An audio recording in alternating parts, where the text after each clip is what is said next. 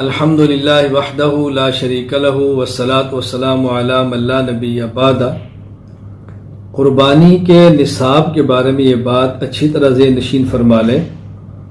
اگر کسی شخص کی ملکیت میں 7.5 تولہ سونا یعنی 87.48 گرام موجود ہے، وہ کسی بھی شکل میں ہو، زیورات ہو، ڈلی ہو، آرائشی ہو، جیسے بھی ہو، اسی طرح کسی کی ملکیت میں 52.5 تولہ چاندی یعنی 612.36 گرام موجود ہو کسی بھی شکل میں، ایسے شخص پر قربانی واجب ہے، خواہ وہ مرد ہو یا عورت ہو۔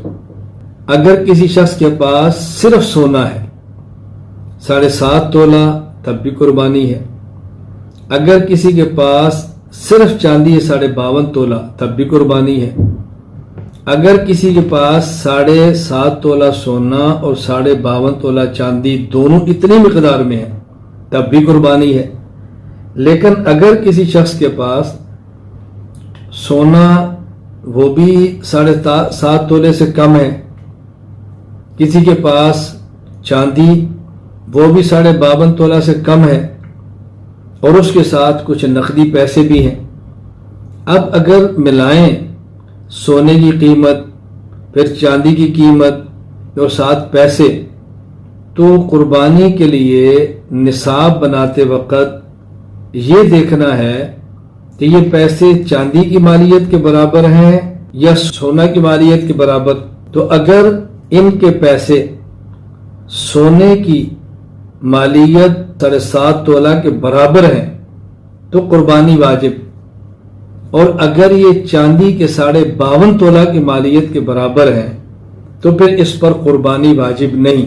یہ بات ذہن نشین فرما لیں، یعنی اگر کسی کے پاس مکمل 52.5 تولہ چاندی ہے تو قربانی واجب ہے، یا مکمل 7.5 تولہ سونا ہے تو قربانی واجب ہے، یا 7.5 تولہ سونا اور 52.5 تولہ چاندی دونوں مکمل ہیں تب بھی واجب ہے۔ لیکن اگر سونا بھی کم ہے، چاندی بھی کم ہے یا نقدی پیسے ہیں، ان کی قیمت لگائیں گے اور قیمت لگا کے پھر یہ دیکھیں گے اگر یہ 7.5 تولہ سونا کی مالیت کے برابر ہے تو قربانی واجب ہوگی، اگر اس سے کم ہے تو قربانی واجب نہیں ہوگی۔ زکوٰۃ کا مسئلہ اس سے الگ ہے۔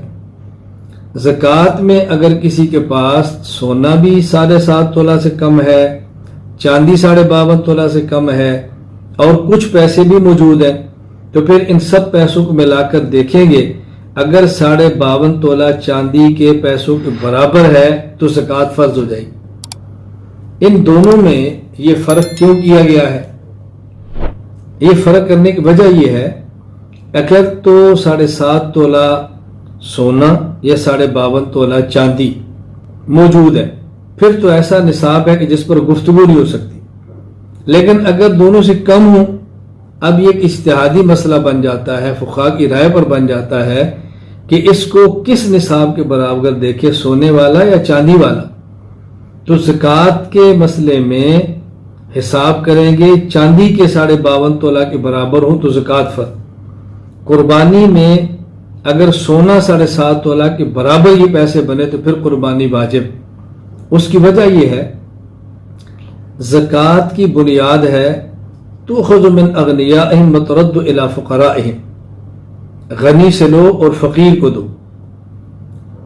اگر کوئی شخص زکوٰۃ کا پیسہ خود کھا لے یا مالدار کو کھلائے زکوٰۃ ادا نہیں ہوگی، لیکن قربانی کا مقصد احراق الدم، ما عمل آدمی من عمل یوم النحر احب الی اللہ من احراق الدم، صرف خون بہانا ہے، قربانی کا گوشت کھلانا نہیں۔ اگر کوئی شخص قربانی کا سارا گوشت خود کھا لے یا سارا کسی مالدار کو دے، قربانی تب بھی ہو جائے گی۔ تو زکوٰۃ میں بنیاد فقیر کا تعاون ہے، قربانی میں بنیاد اللہ کے راستے میں جانور کو ذبح کرنا ہے، لہذا زکوٰۃ میں چاندی کو بنیاد بنائیں تاکہ زیادہ لوگوں پر زکوٰۃ فرض ہو اور غریب کا نفع زیادہ ہو، اور قربانی میں بنیاد سونے کے نصاب کو بنائیں تاکہ وہ لوگ جن کی مالی حالت کمزور ہے ان کے اوپر حرج نہ ہے۔ اب ایک شخص دکاندار ہے، نہ ملازمت کرتا ہے، یا چھوٹا موٹا اس کا کاروبار ہے، ریڑھی ٹھیلا لگاتا ہے۔ اب ملازمت کرنے والے کی تنخواہ ہے مثال کے طور پہ 50,000، کچھ پچھلے مہینے کے پیسے جمع ہیں، کچھ ابھی تازہ تنخواہ ملی ہے 80,000 ہو گئے، تو قربانی واجب ہو جائے گی۔ اب اس نے بل بھی دینا ہے، بچوں کی فیسیں بھی دینی ہے، مکان کرائے پر تو کرایہ بھی دینا ہے، اور اس کے ساتھ اس نے عید کے لیے ضروریات بھی ہوگی، پھر یہ قربانی کے جانور بھی ذبح کرے گا، تو اس کی کمر ٹوٹ جائے گی۔